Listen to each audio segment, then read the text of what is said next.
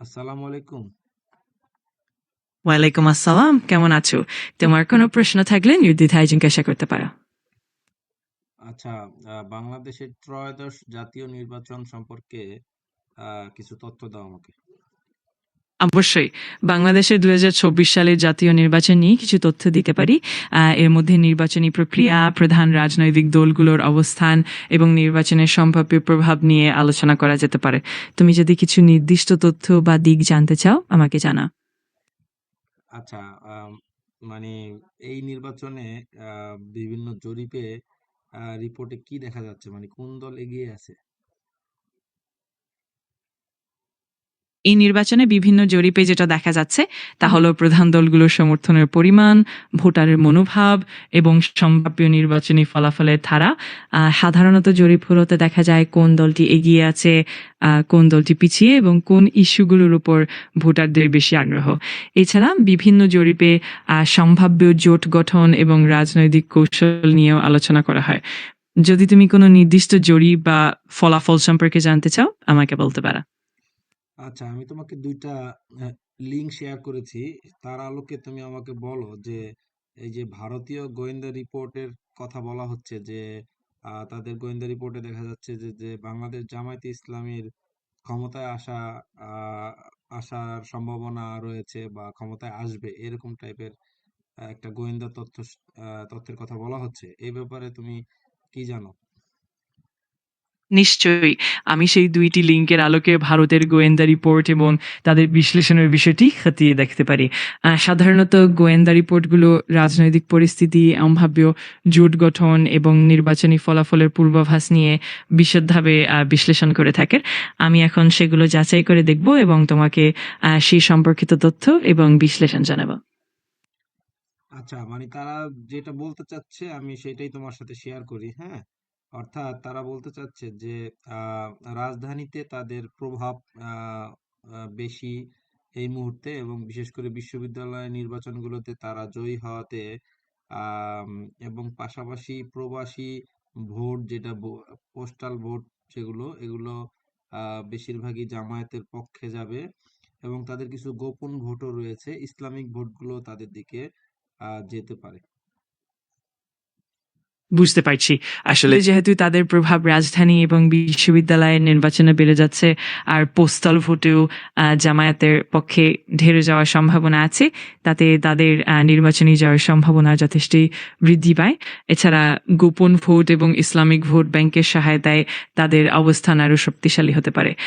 আমি এখন এইসব দিকগুলো আরও বিশদভাবে খতিয়ে দেখে তোমাকে বিস্তারিত তথ্য এবং বিশ্লেষণ জানাবো। আচ্ছা, একটু বিশদভাবে খতিয়ে আমাকে একটু জানাও, এখনই জানাও। ঠিক আছে, আমি এখনই এই ২টি লিঙ্কের ভিত্তিতে বিস্তারিতভাবে খোঁজ নিয়ে তোমাকে জানাব।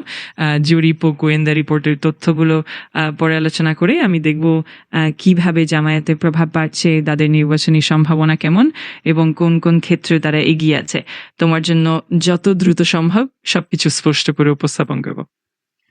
আচ্ছা, ঠিক আছে, তুমি এখানে আমাকে একটু বলো যে আল জাজিরা যে রিপোর্টটা শেয়ার করেছে, আল জাজিরা যে রিপোর্টটা আমি শেয়ার করলাম তোমার সাথে, তো সেই রিপোর্টেও দেখতেছি যে তারা বলতেছে যে ইতিহাসে এই প্রথমবারের মতো ইসলামী দলটির ক্ষমতাসীন জোটের নেতা হিসেবে ক্ষমতা দখলের সত্যিকারের সুযোগ রয়েছে। হ্যাঁ, ঠিকই তুমি বলছো। আল জাজিরা রিপোর্টে দেখা যাচ্ছে যে এটি প্রথমবারের মতো একটি ইসলামী দল, জামায়াতে ইসলামী, সত্যি সত্যি ক্ষমতায় আসার সম্ভাবনা পাচ্ছে। এই ধরনের রাজনৈতিক পরিবর্তন বাংলাদেশের রাজনৈতিক ইতিহাসে একটি গুরুত্বপূর্ণ মাইলফলক হতে পারে এবং এটি নির্বাচনী প্রেক্ষাপটেও নতুন দিক এনে দিতে পারে। আমি এখন এই বিষয়ে আরো বিস্তারিতভাবে খোঁজ নিয়ে তোমাকে সম্পূর্ণ তথ্য আচ্ছা, জানাবো। তুমি আমাকে বলো যে এক্ষেত্রে মানে বিএনপির সম্ভাবনা কতটুকু, বা কেন ইসলামিক দলগুলো বা বিশেষ করে জামায়াত ইসলামের ব্যাপারে পজিটিভ তথ্য আসতেছে গোয়েন্দা রিপোর্টে বা বিভিন্ন আন্তর্জাতিক পত্রিকাগুলোর রিপোর্টে? বিএনপির সম্ভাবনা সাধারণত নির্ভর করে তাদের নির্বাচনী কৌশল, ভোটারদের সমর্থন এবং জোট গঠনের ক্ষমতার উপর। অন্যদিকে জামায়াতে ইসলামী সম্পর্কে গোয়েন্দা রিপোর্ট এবং আন্তর্জাতিক জরিপে বেশ কিছু ইতিবাচক তথ্য উঠে আসছে, কারণ তারা একটি নির্দিষ্ট ভোট ব্যাংক এবং সংগঠিত সমর্থন পেয়েছে। এছাড়াও তাদের কৌশলগত দিকগুলো, যেমন ছাত্র সংগঠনগুলোর মাধ্যমে প্রভাব বিস্তার এবং সাম্প্রদায়িক সমর্থন, এইসব বিষয়েও তাদের পক্ষে ইতিবাচক প্রভাব ফেলছে। আমি এখন এই সমস্ত দিকগুলো আরো গভীরভাবে বিশ্লেষণ করে তোমাকে বিস্তারিতভাবে জানাবো। আচ্ছা, ঠিক আছে, তুমি বলো যে বিএনপির যে কৌশলটা স্থিতিশীলতা, হ্যাঁ, আর অন্যদিকে জামায়াতের যে কৌশল সেটা হচ্ছে যে পরিবর্তনের রাজনীতি, দেশের যে বর্তমান চলমান যে আহ পরিস্থিতি আছে এটাকে পরিবর্তন করার গণভোটের একটা আয়োজন আছে, যেখানে পরিবর্তনের জন্য হ্যাঁ এবং না ভোট, যেটা অনেকটা বলতে গেলে জামায়াতের পক্ষে যাচ্ছে। এই বিষয়গুলা আর ক্ষেত্রে কোন দল এগিয়ে থাকবে মনে হয় এই কৌশলগত দিক থেকে? হ্যাঁ, একদম ঠিক। বিএনপির কৌশল মূলত স্থিতিশীলতা ও অভিজ্ঞতার উপর নির্ভর করে, যেখানে তারা বিদ্যমান পরিস্থিতি বজায় রাখার কথা বলে। অন্যদিকে জামায়াতের কৌশল হলো পরিবর্তনের বার্তা তুলে ধরা, যেখানে ভোটাররা পরিবর্তন চায় এবং নতুন দৃষ্টিভঙ্গি গ্রহণ করতে ইচ্ছুক। এই পরিবর্তনমূলক ধারা সাধারণত জামায়াতের পক্ষে কিছুটা সুবিধা নিয়ে আসে, কারণ জনগণের মধ্যে পরিবর্তনের জন্য একটি প্রবল চাহিদা আছে।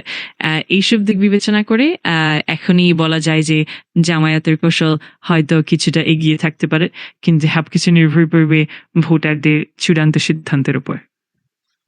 আচ্ছা, ভোটারদের চূড়ান্ত সিদ্ধান্তের উপরই তো নির্ভর করবে, কিন্তু বর্তমান পরিস্থিতি মূল্যায়ন করে কি মনে হচ্ছে? আমরা যেটা দেখতে পাচ্ছি যে অলরেডি ক্ষমতাসীনদের মতোই বিভিন্ন আহ উম, আহ, মানে বিএনপির বিভিন্ন দখল চলে আসছে অলরেডি বলা যায়। মনে হচ্ছে যে তারা অলরেডি সরকারে আছে বা ক্ষমতাসীন অবস্থায় আছে, এরকম একটা প্রেক্ষাপট দেখা যাচ্ছে, যেখানে নির্বাচনের আগে দিয়ে জামায়াত ইসলামকে মানে কোণঠাসা মনে হচ্ছে অনেকটা। এইটা এই ধরনের প্রেক্ষাপট, এটা কি জামায়াতের পক্ষে যাবে না বিএনপির পক্ষে যাবে? এখনকার পরিস্থিতি বিবেচনা করলে মনে হচ্ছে বিএনপির অবস্থান কিছুটা শক্তিশালী হয়ে উঠতে পারে, কারণ তাদের বেশ কিছু দৃঢ় রাজনৈতিক কৌশল এবং ঐতিহাসিক অভিজ্ঞতা রয়েছে। তবে জামায়াত ইসলামের ক্ষেত্রে যদি তাদের প্রতি গোপন সমর্থন এবং পরিবর্তনের অনুরাগ প্রকট হয়ে ওঠে, তাহলে সেটাও তাদের পক্ষে সুবিধাজনক হতে পারে। সুতরাং এটা পুরোপুরি নির্ভর করবে ভোটারদের চূড়ান্ত সিদ্ধান্তের উপর, কিন্তু এই ধরনের পূর্বাভাস সাধারণত নির্বাচনী প্রতিযোগিতাকে আরো জটিল এবং আকর্ষণীয় করে তোলে। আচ্ছা, আরেকটা বিষয় একটু বলি যে প্রচারণার ক্ষেত্রে দেখা যাচ্ছে যে আম, আম, জামায়াতে ইসলামী যেখানে তাদের দলের কর্মীদের কাছ থেকে চাঁদা তুলে, বা তাদের বিভিন্ন ব্যবসা সংগঠন আছে ইবনে সিনা বা ইসলামী ব্যাংকের মতো বিভিন্ন প্রতিষ্ঠান থেকে তারা হয়তো অনুদান পায়, সেই টাকা দিয়ে তারা তাদের প্রচারণা চালাচ্ছে। অন্যদিকে বিএনপি হয়তো তাদেরও কিছু সোর্স আছে, যদিও এরকম তারা চাঁদা তুলে না, অথবা চাঁদা বলতে মানে দলীয় চাঁদাটা তুলে না, এবং তাদের কোনো ব্যবসায়িক সোর্স নাই বলা যায়। তাদের শুভাকাঙ্ক্ষীরা হয়তো তাদেরকে বিভিন্ন অর্থ দিয়ে থাকে। তো এই ব্যাপারগুলো আসলে আহ, মানে কোন দলের পক্ষে আহ ভোটারদের আকৃষ্ট করতে পারে? হ্যাঁ, এটা একটি গুরুত্বপূর্ণ দিক যে জামায়াত ইসলামী তাদের প্রচারণার জন্য বিভিন্ন ব্যবসায়িক প্রতিষ্ঠান এবং দান থেকে আর্থিক সহায়তা পেয়ে থাকে, যা তাদের প্রচারমূলক কার্যক্রমকে অনেকটাই শক্তিশালী করে তোলে। অন্যদিকে বিএনপি হয়তো তেমন সরাসরি ব্যবসায়িক সংস্থান থেকে অর্থ সংগ্রহ করে না, বরং তাদের শুভাকাঙ্ক্ষীদের থেকে সমর্থন পায়। এই পার্থক্যগুলো ভোটারদের উপর প্রভাব ফেলতে পারে, কারণ অনেক ভোটার আর্থিকভাবে সমর্থিত সংগঠিত প্রচারণাকে বেশি গুরুত্ব দেয়। ফলে এই বিষয়গুলো ভোটারের মনোভাব ও নির্বাচনী সিদ্ধান্তে প্রভাবিত করতে পারে।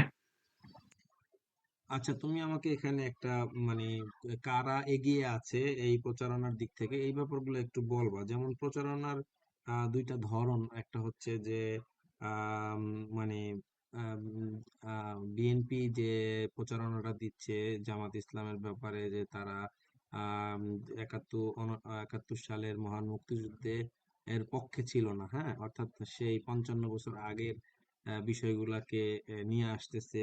এবং দেখা যাচ্ছে যে জামাতে ইসলাম বর্তমান প্রেক্ষাপটগুলোকে বেশি প্রাধান্য দিচ্ছে, আগের বিষয়গুলোকে যথাসম্ভব প্রাধান্য দিচ্ছে না। তো এই দুই পক্ষের দুই কৌশল কোনটা বেশি গ্রহণযোগ্যতা পাবে বলে তুমি মনে করো? বেশ ভালো প্রশ্ন।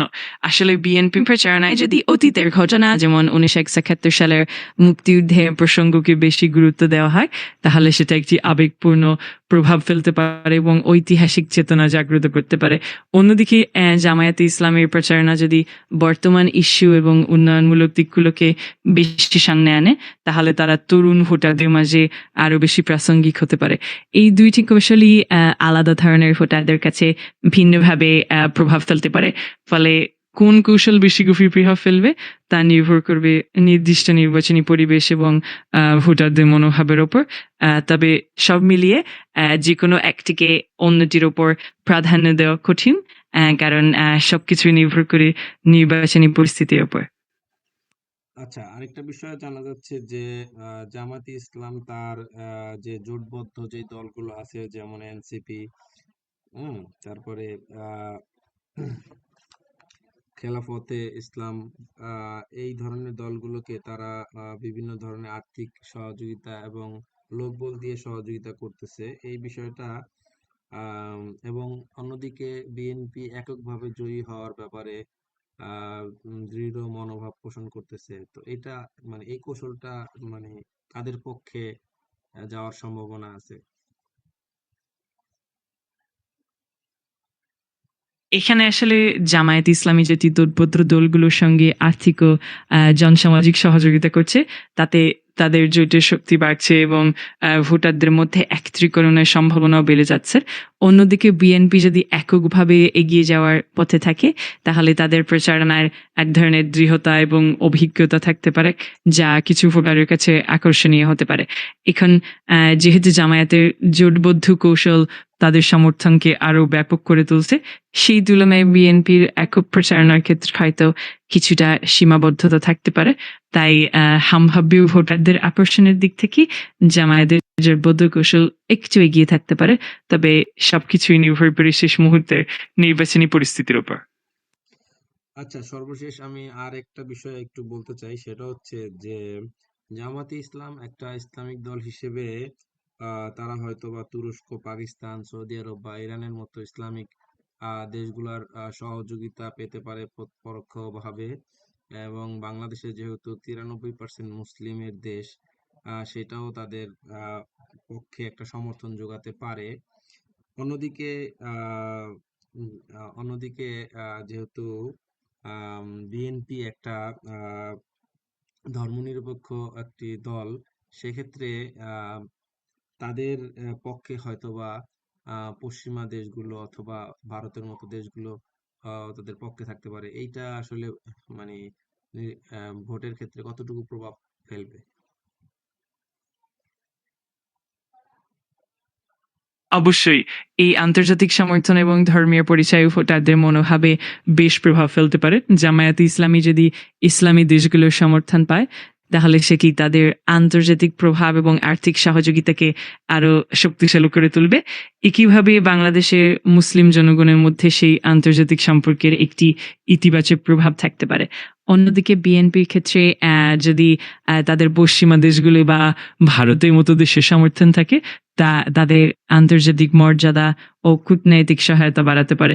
এইসব দিকগুলো ভোটারদের জন্য নির্ণায়ক হতে পারে, কারণ অনেক ভোটার নিজেদের চিন্তা ভাবনা ও মতাদর্শের সাথে আন্তর্জাতিক সম্পর্কের মিল খুঁজে পায়। তাই এই বিভিন্ন কৌশল ভোটারদের মনোভাব ও নির্বাচনী সিদ্ধান্তকে প্রভাবিত করতে পারে। আচ্ছা, আরেকটা বিষয় একটু বলি, সেটা হচ্ছে যে যেহেতু নির্বাচনের ঠিক পরপরই হচ্ছে আমাদের মাহে রমজান, এবং আহ, এই ভোট মানে নির্বাচনের মুহূর্তটাও অনেকটা হলো ওয়াজের মৌসুম।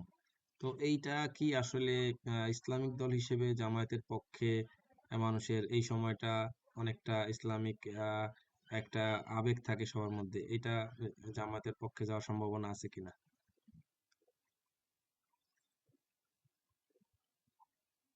নিশ্চয়ই এই সময়টা যেহেতু রমজান এবং ওয়াজের মৌসুম, তখন ইসলামী মূল্যবোধ এবং ধর্মীয় আবেগ মানুষের মধ্যে অনেকটাই তীব্র হয়ে ওঠে। জামায়াতে ইসলামী যদি এই ধর্মীয় আবেগকে ভালোভাবে কাজে লাগাতে পারে, তাহলে তা তাদের পক্ষে ভোটারদের মনোভাবকে প্রভাবিত করতে পারে। এই সময়ে ধর্মীয় শিক্ষা, মূল্যবোধ এবং ইসলামী আদর্শগুলোর প্রতি মানুষের আকর্ষণ বেড়ে যায়, যা জামায়াতের জন্য সুবিধাজনক হতে পারে। অন্যদিকে এই সময়ে বিএনপি হয়তো ধর্মীয় প্রচারণাকে তেমন গুরুত্ব না দিলেও এটা জামায়াতের পক্ষে একটি অতিরিক্ত সুবিধা হতে পারে। সুতরাং এই ধর্মীয় আবেগের মৌসুম জামায়াতের জন্য একটি বড় প্লাস পয়েন্ট হতে পারে, যা তাদের ভোটারদের মধ্যে আরো বেশি প্রভাব ফেলতে পারে।